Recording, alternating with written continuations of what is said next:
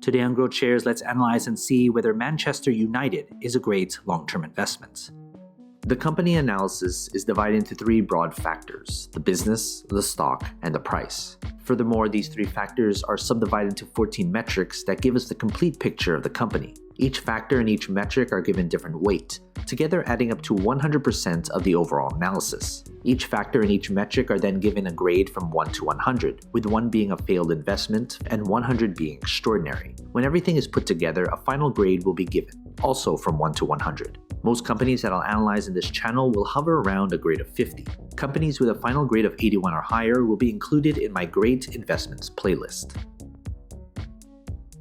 Let's first look at the company as a business. The business is the most important part of this analysis. That's why 45% of this analysis is attributed to the business. As Warren Buffett once said, it's far better to buy a wonderful company at a fair price than a fair company at a wonderful price. A stock cannot grow and prosper without having a rock-solid foundation. The business factor is made up of 8 metrics. Basically, these 4 metrics measure how well the company is doing right now. These 2 metrics measure how well the business is projected to do in the future. And these 2 metrics measure the socio-economic impact of the business. In the description below, I have a separate video describing each metric in detail.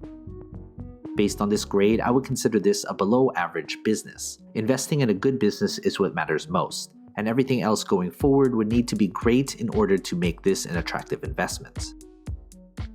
Next, let's look at the company's stock.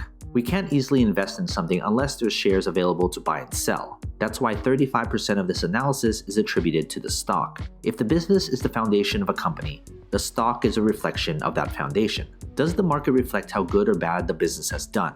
And how does the market think the company will do going forward? That's what the stock tells us. What matters most is return on investment. There should be some correlation between the business and its stock. The stock factor is made up of 5 metrics. Basically, these 3 metrics measure how well the company's stock has done, and these 2 metrics measure how traders and investors perceive the company as an investment. In the description below, I have a separate video describing each metric in detail. Based on this grade, I would consider this a below-average stock. This company could be a good business, but it needs to see its performance and further analysis improve before it would make a good investment. Finally, let's look at the company's price. Price is what most investors look at when deciding whether to invest in a company or not. But price per share shouldn't be the most important consideration. That's why 20% of this analysis is attributed to the company's intrinsic value. There is a reason why a company's stock is undervalued or overvalued. An undervalued stock may be undervalued because it's simply a terrible business. And the other side is true as well. The price factor is made up of only 1 metric. Basically, the intrinsic value is the price per share at which the company's fundamentals align with its true value when compared to its current stock price. Based on this grade, I would consider this price to be expensive. If you're looking solely at the price per share, this shouldn't be a company you should invest in. Now that we have everything calculated, let's figure out the company's final grade. Based on this final grade, I would consider this company a discouraging investment. This company is going through a rough couple of years and may not recover anytime soon.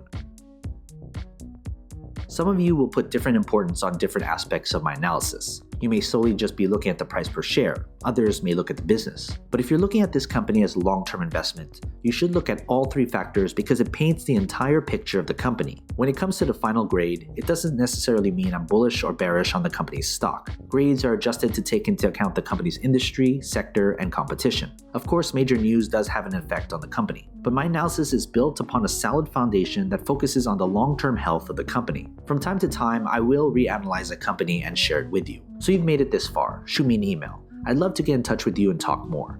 What company should I analyze next? And do you agree with this company's final grade? If you want me to analyze more companies, hit that like button, subscribe to my channel, and share this video with other investors. And as always, take care of your money.